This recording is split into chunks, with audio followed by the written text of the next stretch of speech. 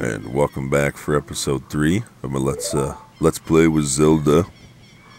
Or with Link for Zelda. I don't know, I'm tired, it's early in the morning. I'm just meeting up with Soraya to have her tell me that she loves me deeply. Not really. She's going to give me my first Ocarina, not the Ocarina of Time, just the first one. And just a heads up in this episode, it will be a little bit longer, but I am going to skip out some things. This is a really informational part, if I remember correctly. There's a lot of running and a lot of waiting. More beautiful Zelda music. I have to run to the castle. By the time I get there, it's nighttime, and I have to have it daytime, so I got to wait for it to be daytime. And then when I actually go to the castle itself, I need it to be morning. But by the time I get to the castle, now it's nighttime again. Or it's, yes, and then I got to wait for it to be daytime. So it's a real pain in the ass. So if you see a transition, just assume nothing important happened. I was probably just running around. And we're going to try and get all this informational stuff out of the way in this episode. But there's still a lot of important stuff, and there's still some good scenes. So, and I know there's some of you who said you don't want cutscenes. Well, just remember, 5% of you or less wanted me to take out cutscenes. You can always just, slide over the YouTube bar and skip over any cutscenes that you don't want to watch. Come on, go. Oh, now I'm going to have to deal with this owl. I mean, I haven't played this game in so long, but there's going to be things that I'm going to remember, and one of them is this mother effing owl. There he is. And there's no way to get around him. And if you guys don't remember why I hate this guy, I might hate him more than I hate Navi. Navi. The reason I hate this mofo is, first of all, I can't get around him. And I sit here, I mash the buttons, trying to get through what he's saying. I can't skip anything. And then at the end, he says 2 forms of questions. He'll say, okay, I skipped through that, but he'll say, did you get all that? And the default option is no. So while I'm mashing the buttons, I hit on that one, and I got to listen to all of his stupid crap all over again. You might say that's my fault. I say it's not. And he does it all the time when you're little. Alright, so this is one of those parts. I just have to run to the castle. And by the time I get to the castle, it's nighttime. So maybe I'll probably transition back in, show me getting there, maybe transition back out. I don't know. Just running with it. And if anything happens along the way, I'll obviously leave it in. Shut up.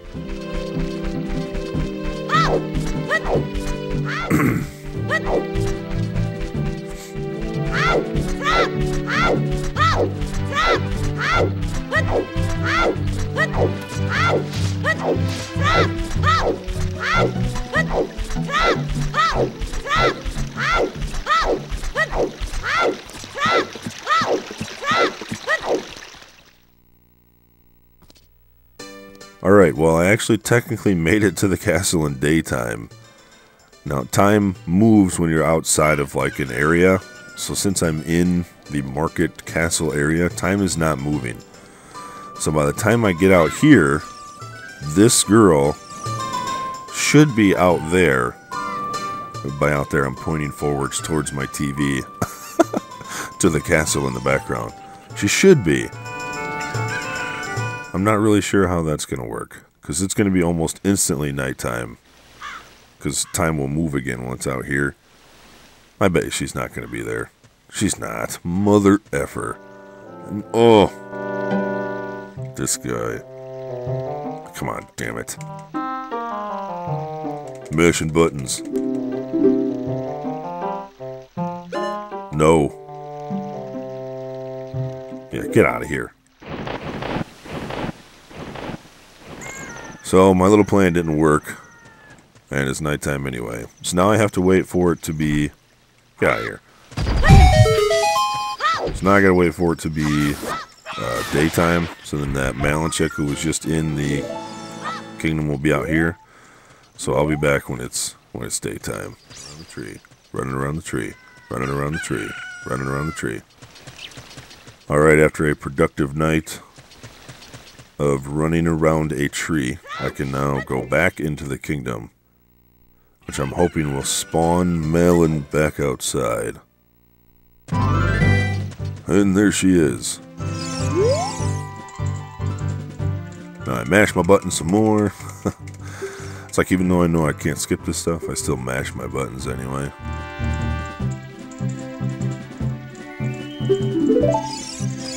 Oh wait, I'm gonna talk to her again.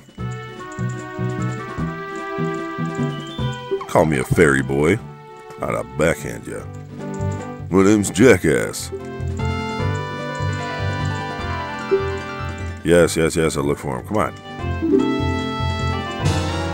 So I get this egg, and here's the annoying part. It just turned morning. And in order for this thing to hatch, it has to go through the night and then back to another morning. So by the time I get to, what's his name, Talon's Jackass, it's going to be just about to be nighttime. So I'm going to have to wait through the night again for it to be morning. Oh, that's right, I gotta bub and weave through the guards. I have this so memorized. I could do this in another 20 years. Watch me get caught. You have to perfectly walk through all the guards. And you can literally be like 6 feet in front of one and they still won't see you. But I still see it as an achievement. I think I just jumped down over here. Into the boat. Get some free monies. Yeah. Oh no. Wait. Yeah. Swim faster. So this is the part that, again, such a pain in the ass. I don't know why they did it like this. But here's the guy sleeping. So I need to move these milk crates over because eventually I'm going to have to push them over here. And I have to wait for it to be morning for the stupid chicken to hatch. Wherever it is. I went the wrong way. And so I'm just going to fast forward and... Not fast forward. I can't fast forward. I'm going to sit here and do nothing for the next 5 minutes. And it has to go to nighttime, and then it has to go back to daytime in the morning. Tree. Running around the tree. Running around the tree. Running around the tree. Running around the tree. Running around the tree. Whoever set up the timing for that, oh my goodness. That was horrible. But another productive night of running around a tree. So now as you can see, my rooster, chicken rooster, whatever, can now wake this guy up who has one of the best rat tail mustache combos I've ever seen in my life. If I remember correctly, he also has one of the best runs I've ever seen in my life. Talon, I was right.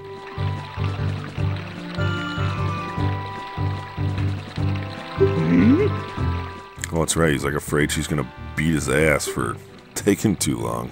Look at him. He's like, huh.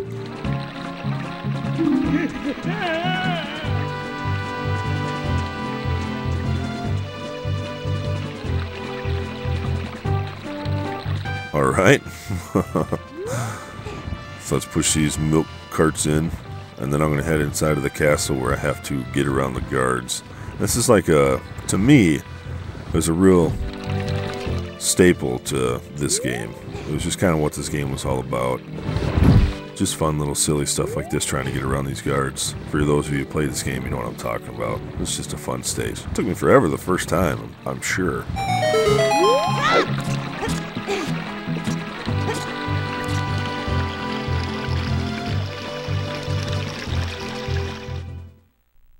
Now, hopefully I can do it on the first try, because I thought I could just... Mother effort. Man, I think they throw me all the way back outside. Okay, good. Why would they just throw me right here? Like, I'm still in the castle. I thought I could just run on that one. Really not. Alright, let's try that again. Alright, so basically what happened is, after I failed that first attempt, my N64 reset, which sucks, and I had to do all that over again because I didn't save once. Yes, people, this is before your auto saves. So I just had to go back and do all that over again. The only good thing is that I realized that I'm stupid and I didn't have to wait through the night that time. If I first get out into the castle and then talk to the owl and then run back into the kingdom, I can come back out and Malin will be there. So that was pretty stupid, but at least now if I ever play this in the future, I know I don't have to wait through the night twice. So anyway, let's get through these guards. Shut up, Navi, I'm here. This one should be pretty easy. Just don't get impatient. That's how I always jump off and get caught. Oh my gosh. I'm running. Yeah, I like those. Oh, this one might be too. Yeah. That's what I'm talking about. Alright, so here's the big informational part. If you've seen this before and you don't want to see it. Well, this is the first time I meet Zelda. She's going to tell me all the shindig, all the backstory, all why I'm the chosen one or whatever. And just remember, guys, if you're one of the 2% that said they don't want to see cutscenes, all you gotta do is just skip it along on YouTube. I mean, you're in control of my video. So whether I leave cutscenes in or not, you know, all you have to do is just skip through it. And much more people wanted cutscenes, so I'm going to leave them in. And this is where she gives me all the backstory.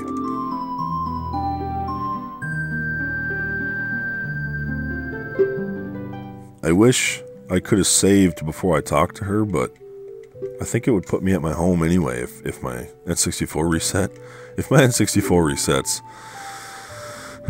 I'm not going to say the series will die, but it'll be tough for me to keep going if my 64 keeps resetting. It won't be too bad once I get past all this informational stuff, as long as I remember to save constantly. And my goal is to 100% finish, not finish the game 100%, but finish the series, the main storyline. I've never finished a non-Call of Duty series on my channel. I know that's what 99.9% of you guys subscribed to me for, was Call of Duty, but listen, you know, I know some people have told me that they had an image of me playing Call of Duty, and now that I'm not, they don't want to watch my videos anymore.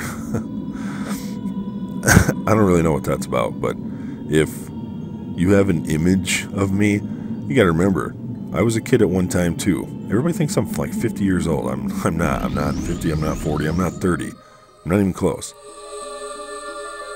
And regardless, I was a kid at one time too.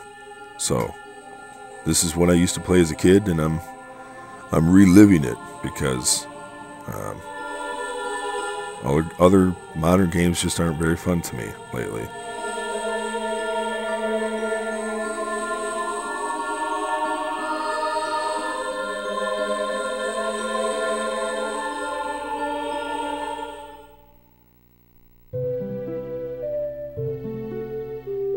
Well, it wasn't as bad as what I thought it was, to be honest.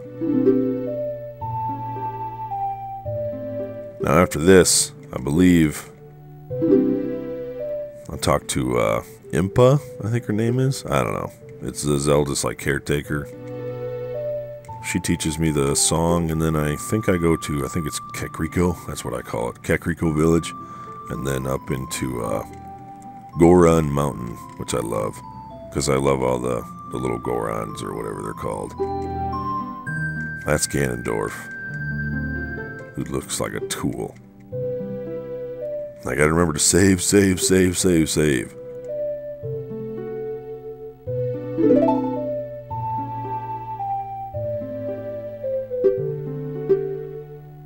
Hell yeah, he looked. I was staring right at him. Alright, let's roll.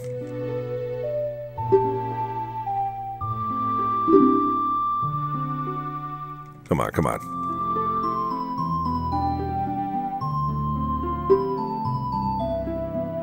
Do any of you guys ever had those issues with your N64 resetting?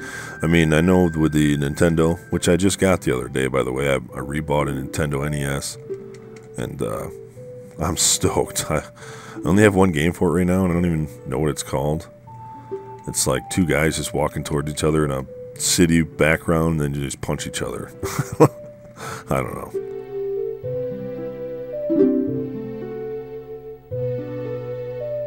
But I know with the Nintendo you have to like wiggle the cartridge back and forth. Wiggle and blow.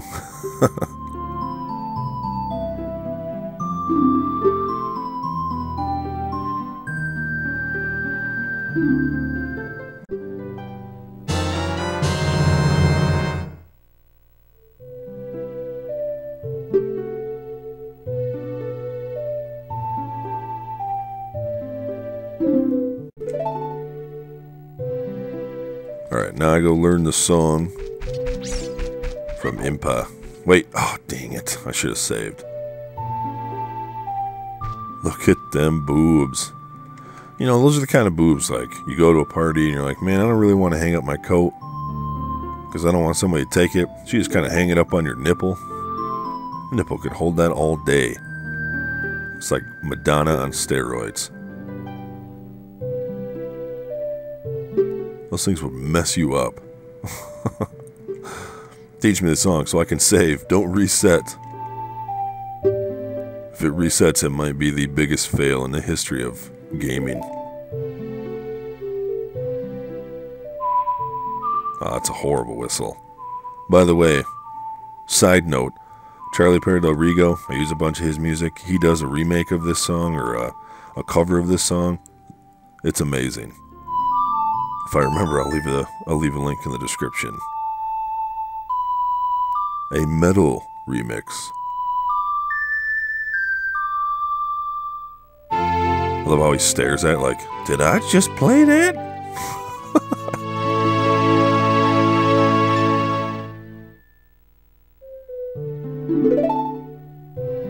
Alright, now I should just appear out of the castle. Alright, we're like seconds away. Let me save this.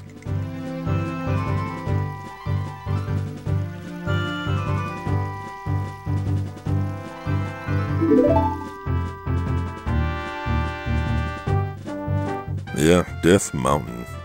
Goron City is in the mountain. And that's where I'm heading next. I'll probably take a pit stop over in Kakariko Village to get the... I think it's the Song of Light, maybe? I don't know what it's called. But it allows me to change night and day.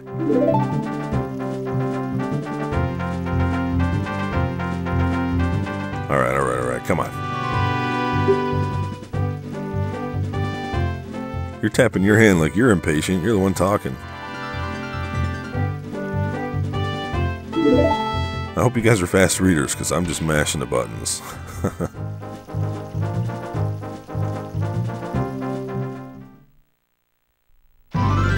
Alright, so in the next episode, I'll be heading to Death Mountain, or Goron City, after making a run through Kakariko Village. And again, I really appreciate the support on this series, guys. And I'll see you in episode 4.